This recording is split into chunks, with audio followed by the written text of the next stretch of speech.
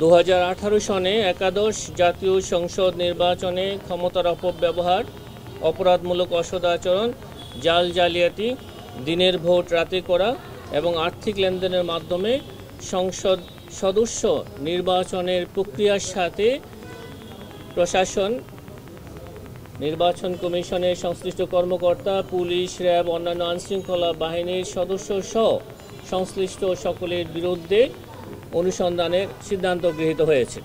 এই মুহূর্তে আমাদের কাছে যে অভিযোগ এসেছে 2018 সালে দিনের ভোট রাতে করার অভিযোগ ছিল, সেই সংক্রান্তে অভিযোগে যে বিষয়গুলো উল্লেখ ছিল সেই বিষয় নিয়েই অনুসন্ধানের সিদ্ধান্ত গৃহীত। যদি 2014 সালের অভিযোগের বিষয়েও এসে থাকে সেই বিষয়েও কমিশন প্রয়োজনে অনুসন্ধানের সিদ্ধান্ত নেবে।